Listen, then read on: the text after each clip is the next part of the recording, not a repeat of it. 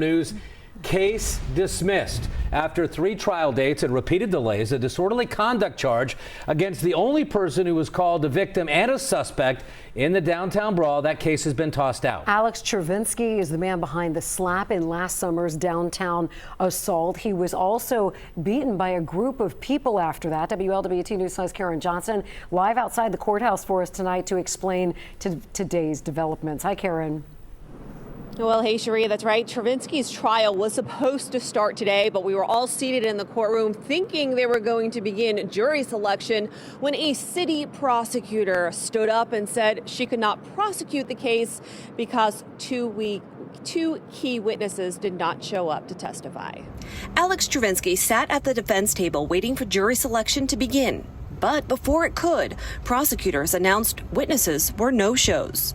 The state subpoenaed 2 private witnesses. They have not responded to the subpoena.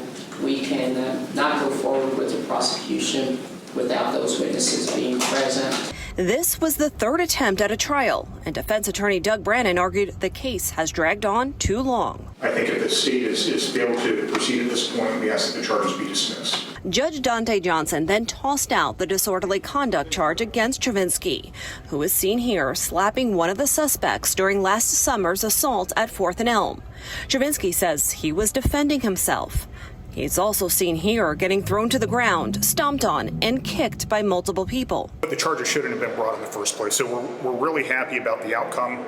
Alex is relieved to have this chapter of his life over with at this point, and now they can proceed forward with the true criminals in this case, which are the people that beat Alex and his friends that evening. Brannon says Chervinsky will be prepared to testify when the case against the suspects moves forward. As prosecutors left court today. So no one from the city solicitor's office would like to speak about the charge? She just told you, Molly Blair.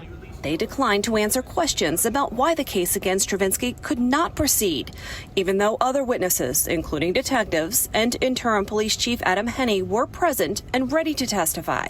And yet they didn't want to put those people on the witness stand. Why? Because none of those people thought a crime ever occurred. None of those people ever wanted to see criminal charges brought against Alex. And there has been controversy surrounding that disorderly conduct charge since the day it was filed. At first, it was like pulling teeth to actually get a copy of that public record. Then FOP President Ken Kober told me that the detectives assigned to the case did not want to sign off on the charge because they didn't believe there was evidence that's to support it. So Acting Chief Henney, who was captain at the time, ended up signing the charge. I am told that way he could protect his detectives so they didn't have to do something they didn't believe in doing. Reporting live downtown tonight, Karen Johnson, WLWT News 5. Karen, thanks.